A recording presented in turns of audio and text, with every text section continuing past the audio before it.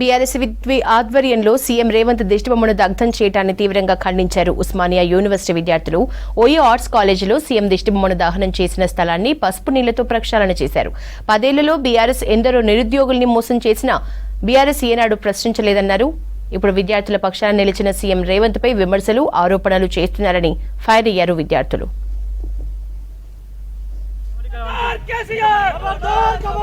ఆత్మహత్య కారణమైనటువంటి ఇవాళ బీఆర్ఎస్ ప్రభుత్వం, బీఆర్ఎస్ శ్రేణులు 10 ఏళ్ల పరిపాలనలో ఏ రోజు నోటిఫికేషన్లు సక్రమంగా నిర్వహించకపోగా పేపర్ లీకేజీలు మరి వాయిదాలతో నిరాశలో ఉన్న వారికి అండ నిలబడటానికి ఏ రోజు మాట్లాడని ఈ బీఆర్ఎస్ గుండాలు ఇలా దొర గడియల దగ్గర కుక్కల బిస్కెట్ లాగా మారి ఈరోజు గౌరవ ముఖ్యమంత్రి ప్రజాపాలన అందిస్తున్న రేవంత్ రెడ్డి గారిపై దిష్టిబొమ్మ దగ్ధం తీవ్రంగా ఖండిస్తున్నాం. ఖబర్దార్ బీఆర్ఎస్ శ్రేణులారా, గుండాలారా, మీకు హెచ్చరిస్తూ ఉన్నాం. మీరు చేతనైతే విద్యార్థులను చైతన్యం చేయండి, కానీ తప్పుదోవ పట్టించడం కాదు. మీ కవితని విడుదల కోసం బీజేపీతో కుమ్మాయికే నీటు పేపర్ లీకే తప్పుదోవ పట్టించడం మాత్రమే మీరు ఈ తెలంగాణ విద్యార్థులను తప్పుదోవ పట్టిస్తున్నారు.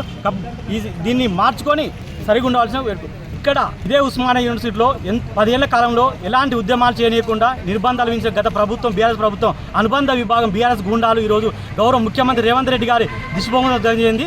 దానికి మేము ఇక్కడ కాంగ్రెస్ పార్టీ నాయకులుగా, విద్యార్థులుగా మేమందరం ఈరోజు కామన్ విద్యార్థులు అందరం రేవంత్ రెడ్డి ప్రజాపాలన అందిస్తున్న రేవంత్ రెడ్డి గారి పేరు బదనం